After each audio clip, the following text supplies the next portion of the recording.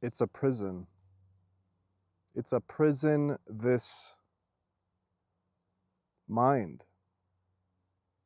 But what I'm going to focus on, it's a prison, religion, your religion. And then also on the flip side of that, science. That we believe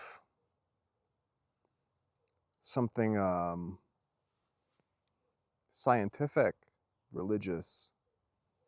We bring that into us, and then that thing that we think is truth is actually what is not so true, and that's a prison. And there's a variety of, I mean, like, guys, any attachment to thought constructs, to this like bundle of thoughts that your egoic conditioning is, that is prison.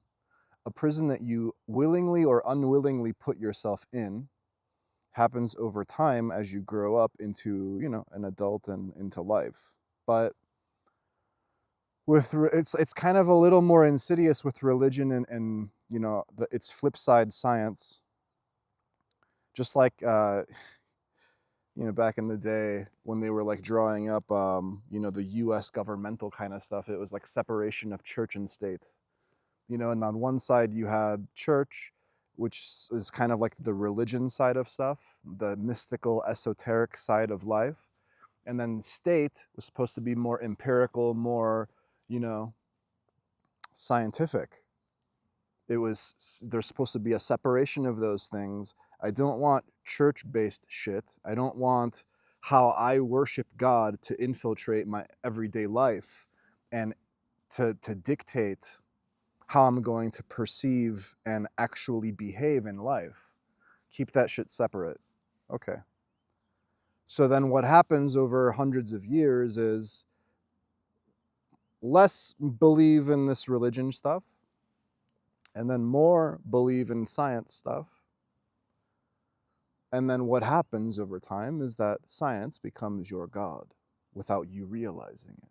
So you're like, no, I don't believe in God. I'm atheist. I believe in science. Well, you're putting your belief, you're putting your understanding in science, okay?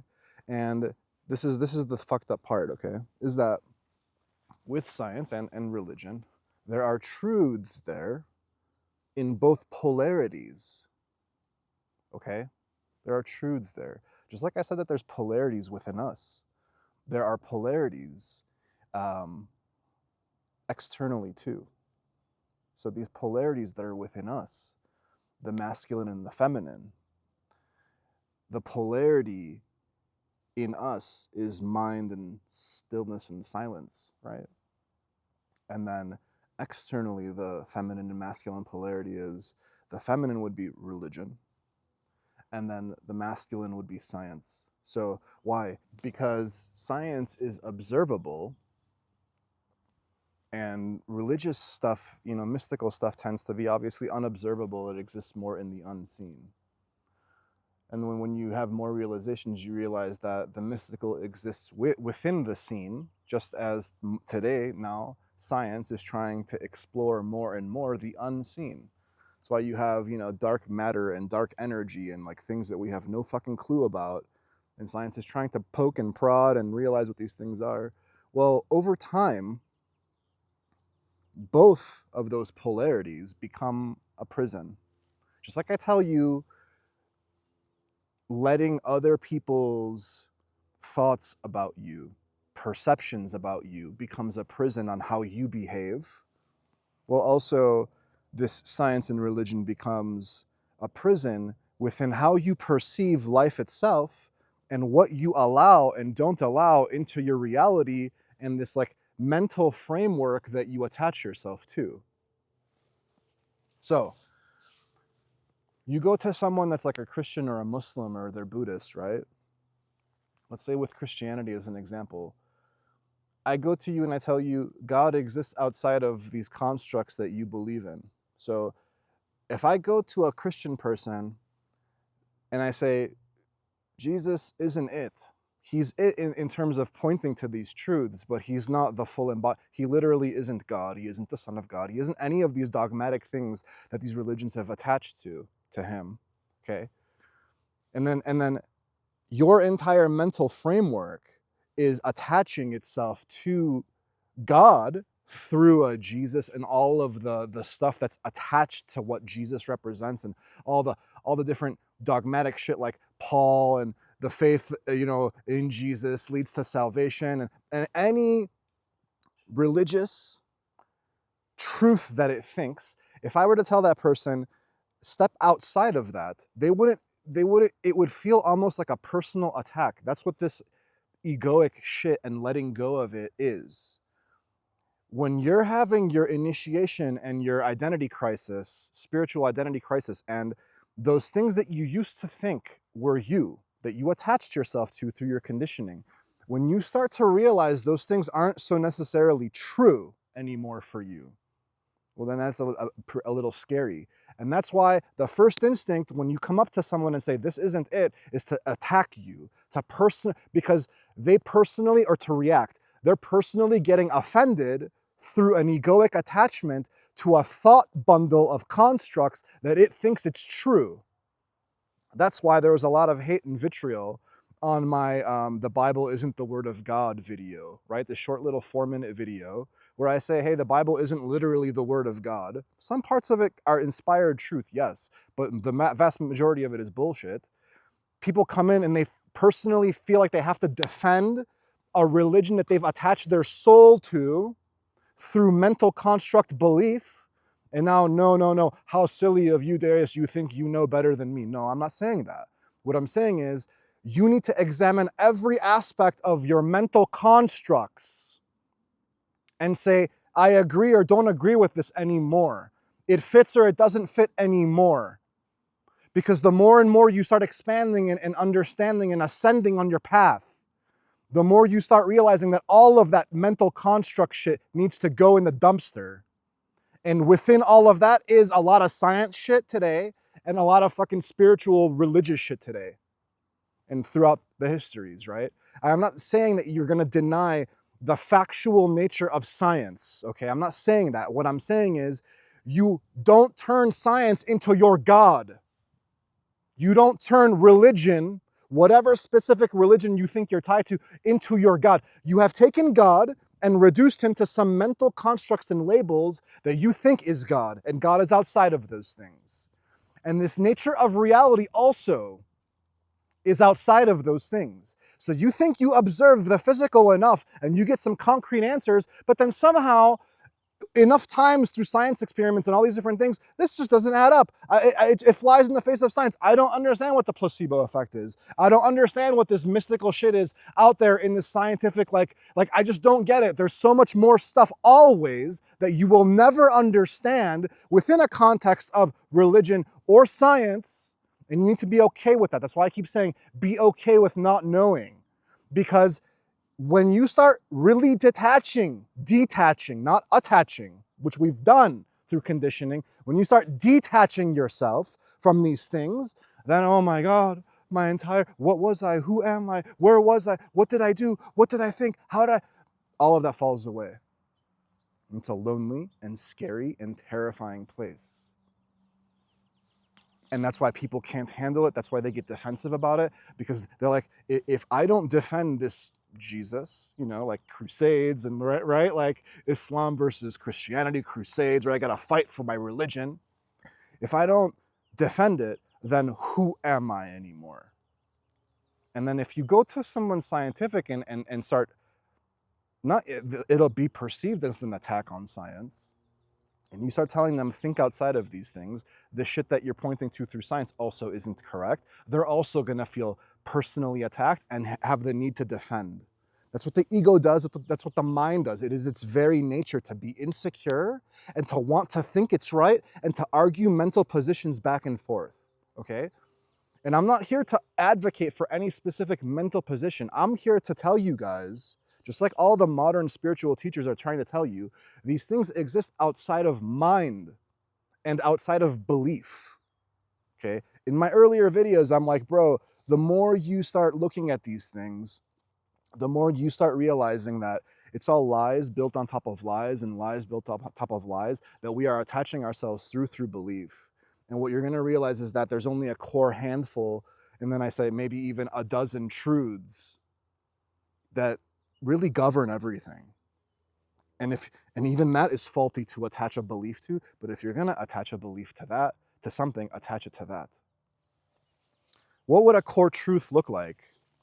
I mean, the moment that you put it into words, it's not a truth anymore. That's the difficult part. So the moment that I say, hey guys, this is a truth, someone can take it from a different angle and turn it in a different way using words and different contexts to make it not so true. And that's why the mind has a hard time reconciling these things. So the stillness makes it apparent to you more and more. The silence, the stillness, the nothingness props up, like I say, this somethingness, okay? And what happens is through science and through religion, you're making God into something very somethingness. You're not letting God reside in this stillness place, which will just naturally reveal these things to you.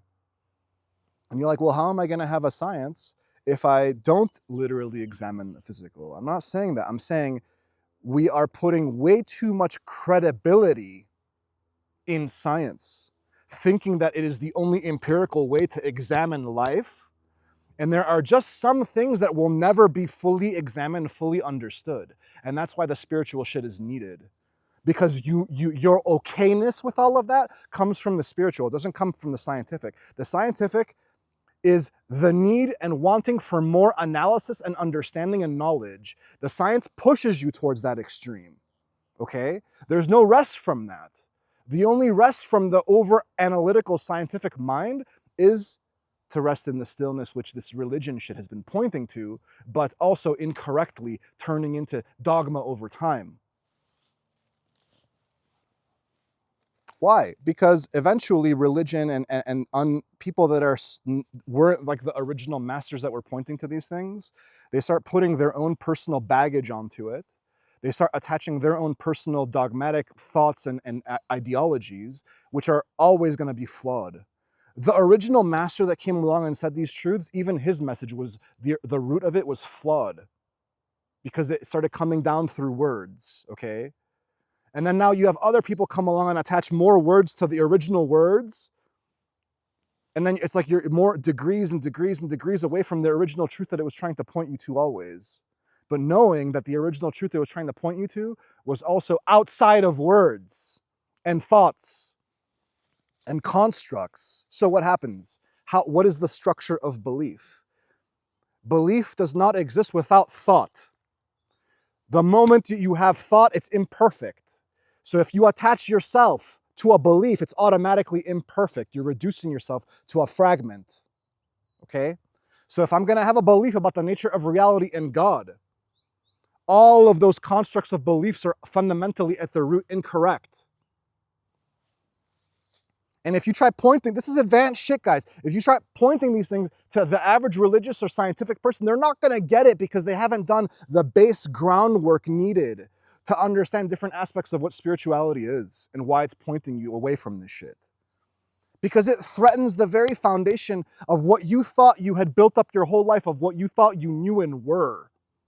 Your attachment to your body, your attachment to your thought constructs, your attachment to your own personal ideologies, your own personal morals and values. These are things that you hold very tight inside. You've brought them really close to your heart. I believe in one God, the one God of the all creator, and through his son, Jesus Christ. You know what I mean? And then it's like, I tell you, no, try and stay away a little bit from that Jesus stuff. What he stood for is good shit, but he isn't your truth and salvation, okay? You can find your truth and salvation literally through any religion. They all point to the same thing. And then you're gonna get personally butthurt over it because it attacks something that you hold near and dear, that you caress, you know, like you're like, oh, my baby, my Christianity, my Islam, my science. And people don't get how they've turned science into their God today. You're like, I'm atheist, I don't believe in any all power. You've turned the observational science of the physical into your God without realizing it. because you think you're reaching conclusions through thought constructs that are always imperfect and fundamentally bullshit. And that's scary. That's scary for the mind. And all it is mind stuff. The truest you, your stillness, your platform of peace and God and bliss and all of that stuff, your soul, all that, it doesn't get scared. What gets scared is the mind that then sends fear into you.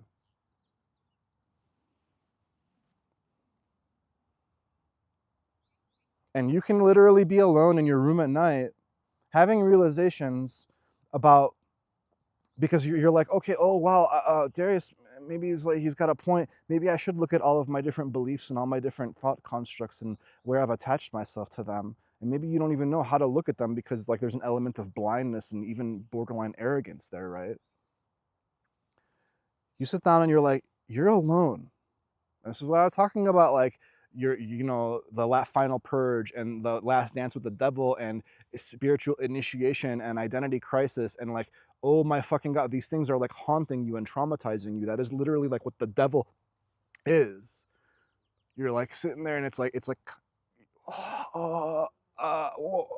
what am I? Who am I? Big fucking questions, man. Existential shit. Who am I? Because everybody thinks they already know who they are. I ask you a question, who are you? You start labeling shit. Like, this is what I do. This is who I am. My religion, my nationality, my ethnicity, and you're outside of all of those things. And that's what non-duality is trying to point you to. You are just consciousness incarnated. You're not your thoughts. You're not your words. You're not your actions. You're not any physical thing. You're not anything, a language, your body, you know what I mean? Like, and that's why you have like so much vanity, because people are attached to their body. They're attached to their looks. They're attached to you can have vanity through mind. That's what pride is. Vanity through mind. Because you think your thought constructs are just so amazing. And your thought constructs are no different than anyone else's. You think you're super logical and you've reached these amazing conclusions, and all you've done is mentally masturbate all over the place to reach some final conclusion, which is ultimately illusory. And so I come and tell you all of that mental shit that you're doing is illusory. You're like, no, it's not. It's not. Let's debate this, Darius. You're wrong. Some people are ready to hear it and some people aren't, because it threatens the very foundation of what you've built up through your conditioning your whole life. That shit's fucking terrifying, man. And that is the prison. It's like, I open the door to the prison and I let you to walk free. What does that look like? Walking in life, fully present in the moment, analyzing, but not even analyzing, just intuitively registering and consciously like being immersed, right? Without constantly labeling through thought. And that's freedom. While you're incarnated here physically. And that's a very trippy place to exist from consistently. You can glimpse it. That's what awakening is. You can glimpse it. You can have it for a little bit. But to fully stay there, it transforms the entire way you perceive life and how you see others and how you interact with others and what you give your energy to and what you don't give your energy to. And you're like, what the fuck is my life anymore? I asked, over the past year or two that this shit's been going on for me, where I've been resting more and more and more in this energy, I'm like, what the fuck is my life anymore? What do I talk about? What do I not talk about? What do I do? What do I not do? What do I give my energy to? And it's like ultimately it doesn't matter. It doesn't. Because you're gonna do what you're meant to do at any given moment. It doesn't matter. Like there's no outrunning any of it, right? That's where the destiny shit fucks with you. You're gonna do whatever you were meant to do.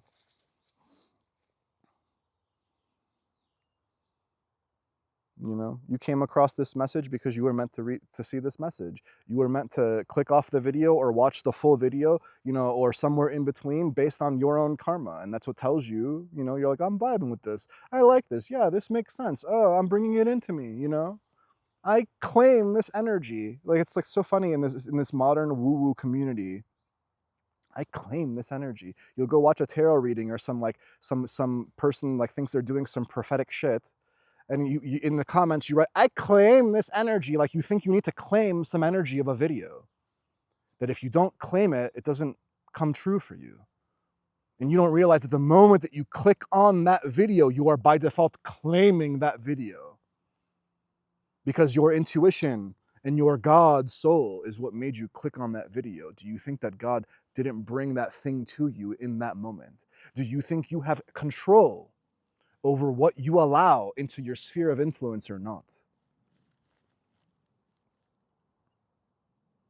You're like, well, of course I have control, Darius. I'm going to get up and I'm going to go in here. Okay. You think that God can't find you wherever you exclude yourself from this reality?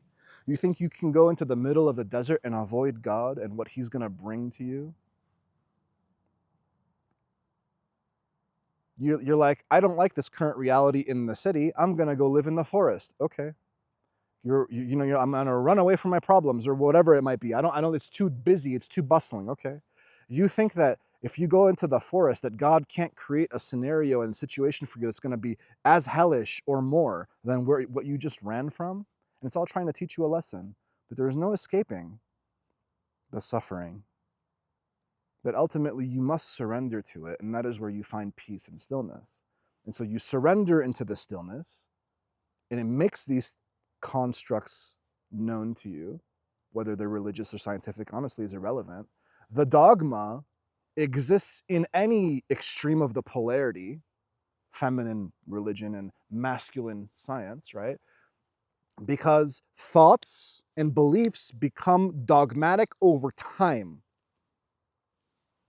First, I introduced an idea to you. I'm like, this is the truth. We've, like, a new scientific study came out. This is the new lens of truth in the scientific community. Okay.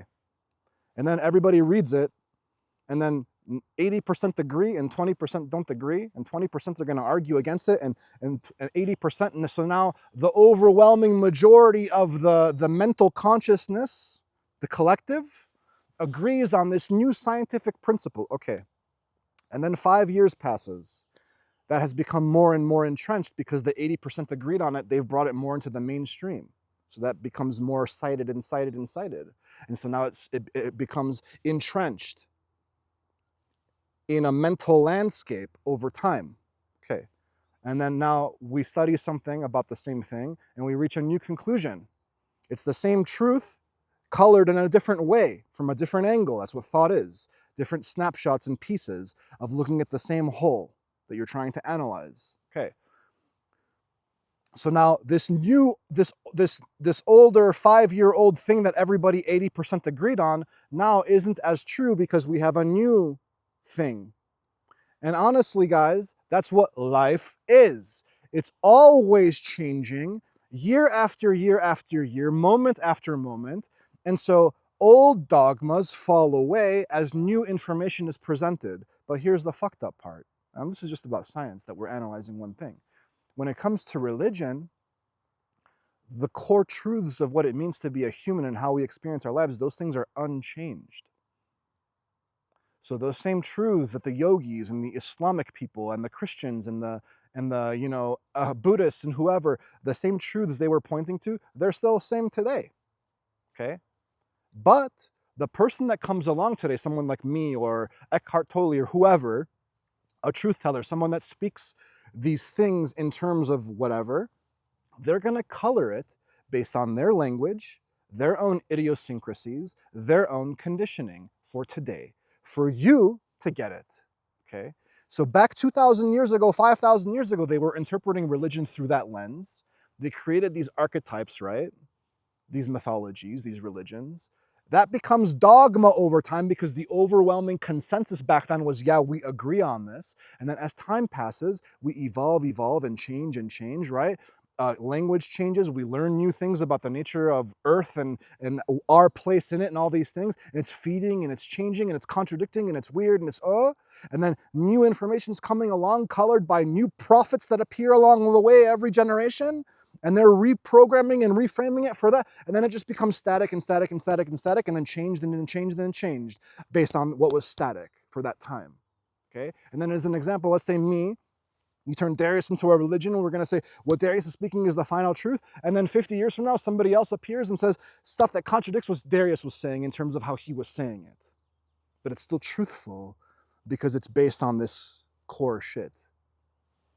The 5 core or dozen core truthful things that kind of exist out there, you know? Basic shit. That's why Buddha meticulously laid out the 4 noble truths and the 8-way path, man. Those are like basically the core truths, guys, colored based on his conditioning. And that's why, you know, the 10 commandments exist, and that's why like the golden rule exists, and that's why, you know, love God before these things. Those are the core truths, man. And everything else that gets added on, that's like behavioral kind of shit. Do this, don't do this, and exist this way and don't exist this way. That's the kind of bullshit shit.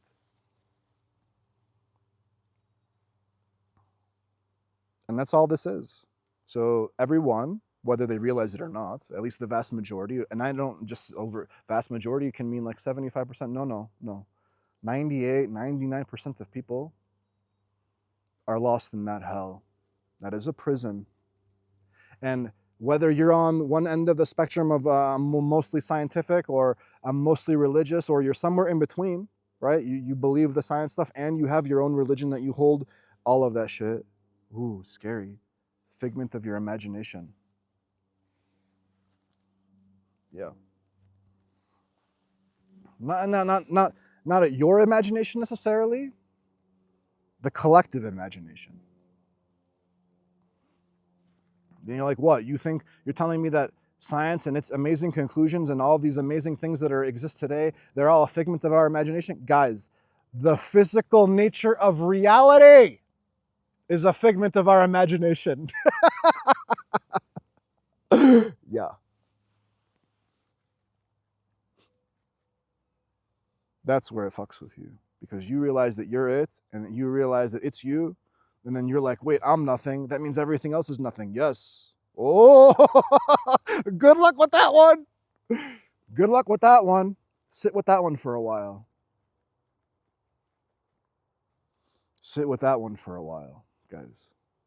And there's no one to hold your hand and comfort you through this shit. There's no comfort. I open the prison door for you. Some other spiritual teacher opens the prison door for you.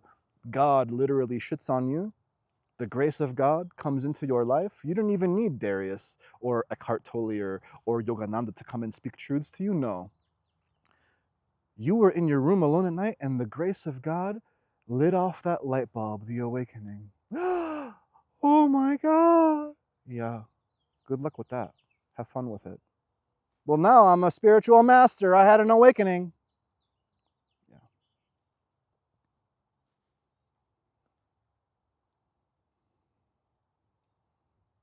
There is some time involved in this, man. It does play out like that. As outside of time as we are. So the moment that I start talking about a religion or a science, there is always going to be hate and haters, because you are attacking truths that people have made true for themselves. They're not so true necessarily. More accurately, you're attacking beliefs that people have made true for themselves through attachment to thought and mind.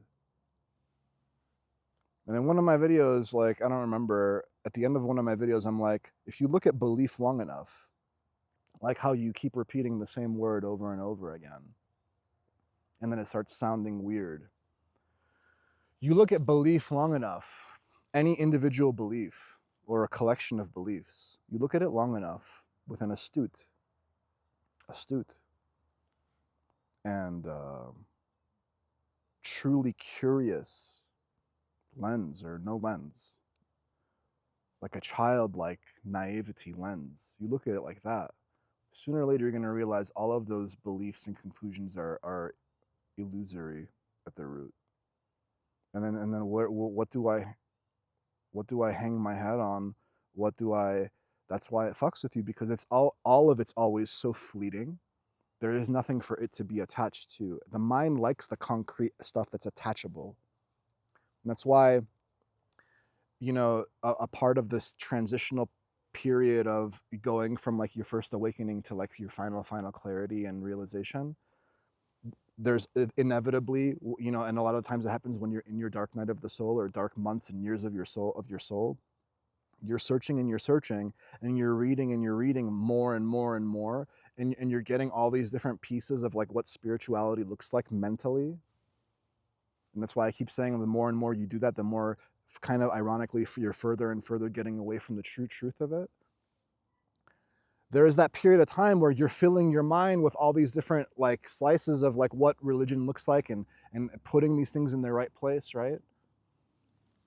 All of that shit is illusory. It's basically like a whole period of time where you're basically doing illusory kind of shit, thinking that you're filling your mind up with like spiritual stuff, which all of it is bullshit. All of it. And that's and for me personally, some stuff is more bullshit than others, obviously, right? And that's why I talk about law of attraction so much, and I talk about it's like, and that's how it's meant to be right now. That's how it's meant to exist in our consciousness right now. We can't argue with that. So it's like law of attraction that has its own little slice of the spiritual community. That's how it's meant to be. But more and more people are going to be more and more disillusioned with it. Why? Because all of these things that this law of attraction shit is promising you doesn't come to fruition the majority of the time, guys. You can't have overwhelming abundance and just perfect all the time. It doesn't. The contrast of the negative aspects of life are also needed. You can't be fully grateful, fully expansive all the fucking time. You can't. No, it's a delusion. It's like, let me put it to you this way. Let's say outside of the physical, before we're born, okay? Let's say that's the most perfect peace there is. Because there's no mind, and there's no physical, and there's no conflict, and there's no trauma, and there's no pain, right? It's just la la la, I'm so close to God. Okay, let's say that's the most perfect stillness, okay? What is the purpose of us existing in this physical life if to not experience those negative aspect polarities and bring them into balance? So God already existed in this perfect state, guys. This grateful, expansive, loving kind of state, okay? Our job isn't just to come here and experience that all the time. God knows it's a silly ask of an imperfect, perfect human to be perfect all the time. Because the very contradictory nature of this physical reality makes it so. And that's the prison. Like when you talk about soul trap theory, that's the prison that everyone's been born into, man. We've all been born and incarnated here physically so that God can experience himself tangibly and interact with himself, okay? That's the experiment. That's the whole exercise here. And then everyone has a different experience of what that's like, their own personal, unique blueprint, fingerprint on life that they put, right? And then we have common themes, common overlapping, overarching aspects of our lives where we can interact with each other through language and mythology and whatever, anything that you can concoct in your imagination, art, right? Whatever, anything. These overlapping things, and then we're all just like influencing each other, and then we're all just coming to conclusions, and we're all doing all of whatever we happen to think we're doing based on our karma, so that God can experience himself in this grand experiment of life. That's all it is. And everyone thinks that they're reaching these grand holistic conclusions, and they literally have no clue. Even I don't have a clue. The difference between me and them, I'm okay. I don't have a clue. I'm okay. For a long time in my life, I wasn't okay. That's why I was mentally ill. I wasn't okay.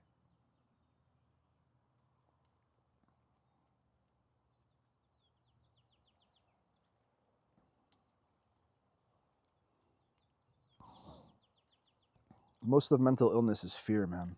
And that's what the prison is. Is there a prison? If you exist outside of religion and science, if you literally don't buy into that stuff as much anymore, you've severed your attachment to those constructs, right? And you're just in this like loving, peaceful, kind, compassionate place all the time. If you exist there, okay? What fear is there? What prison is there? You've removed the stuff that constricts you, the box that you've removed that, you've opened that. That's what it means to make yourself unphysical in a physical, to expand into this. That's what that means, is that I'm keenly aware of the fact that I'm physical, but more importantly, I'm also very, very keenly aware of the fact that I'm also not so physical. And that those are the two energies that you're trying to bring into balance.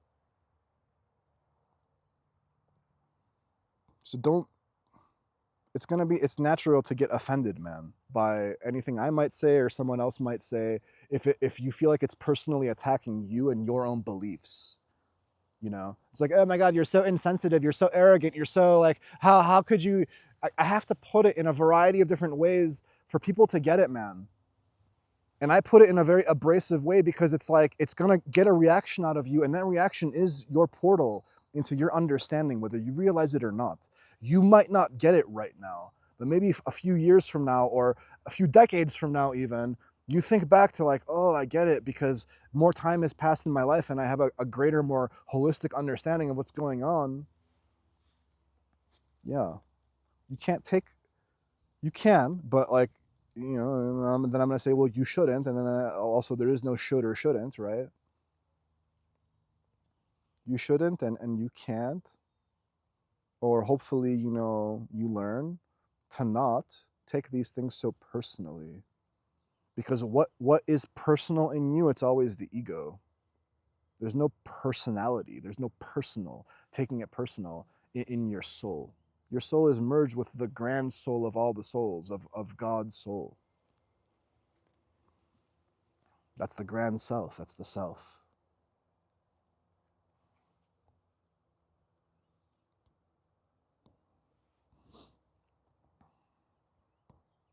Yeah, it's a very personal thing when you have your religion that you've been conditioned by your whole life and you learned it, and then someone comes along, and that's why you always have this inevitable fighting over religions and wars over religions, and you know, my ideologies is more correct than yours, and your God is this and my God is that, and your God is a loving God, and oh my God, your God is a fearful God, like, you know, and my God is a jealous God, and my God isn't the jealous, you know what I mean? Like we have imperfect humans, you know, in how they've conditioned themselves, trying to attribute and attach like human emotional states like jealousy to an all powerful, all everything God. You think God gets jealous? You think God feels pain? You think God cares as much as you think he cares? Like, God loves me, of course he cares. Yes, in that sense, of course he cares, but I'm saying anything that happens in this theater of physicality that we all exist in, God cares while also at the same time being detached and not really caring in the outcome one way or another. When the spiritualist is telling you to detach, to remain the observer, to be peaceful and just let the stuff happen on you know, that's God's eternal permanent state. Just nothing but overflowing, abundant, expansive love and compassion, while also being detached in its outcome. He doesn't care one way or another. That's why I'm saying, like, God doesn't care whether you get tattoos or whether you get piercings or whether you're gay or whether you're straight. He doesn't care. He created you that way. He doesn't take personal offense to any one thing you do. Oh no, you masturbated 5 times today when you should have only masturbated 3 times today. You see what I'm saying? Like there's no, anything goes, man. Anything goes. That's why all the fetishes exist. That's why all the different things exist, man. Anything goes. And we are the ones that are collectively coming together and putting rules and behavioral shit on what should or shouldn't. It's all dogmatic, man. It's all fucking silly. And you're like, oh, okay, so what? Certain behaviors are more right or wrong than others? And it's like, we can argue those types of things till we're blue in the face, man. Is abortion right or wrong? Is gay marriage right or wrong? Is, anything right or wrong? Everyone has their own viewpoints based on their own conditioning. Just love. Just be open. Just remove the prison, the shackles of this mind where all of that shit exists. These right or wrong things, should or shouldn't, they exist in the mind only, a human mind. You think the deer out in the forest is thinking should or shouldn't, right or wrong? It just feels, it just knows. It goes where it's meant to go intuitively, and it knows. Oh, my mom, oh, she feels nice. I know, love. Oh, okay. Basic shit, man. Basic shit that you don't need labels for. What language do they have to express these things? They're communicating to each other through words. Yeah, they have their own, instincts and basic primal shit, but they're just instinctive and intuitive in the forest, a deer, right? They're not thinking should or shouldn't, right or wrong, and labels and polarities. They're outside of that shit, man. And the animals that are closest to humans, those are the ones that end up having their own little personalities too. And we see that. We rub off on them and they rub off on us. it's like a symbiotic thing, right? Don't get attached. You're already attached. Everyone is, even me. There's always a 1% attachment that remains. That's what this rooted mind is. It's the 1%. It has to be there. The fear, the mind that's insecure, it has to stay there. But when I'm saying you are fully this light, you are, the light in the dark, and there's no more dark in you, and what I'm saying is that means that you've explored the shadow enough, you've explored the fear enough, the devil enough.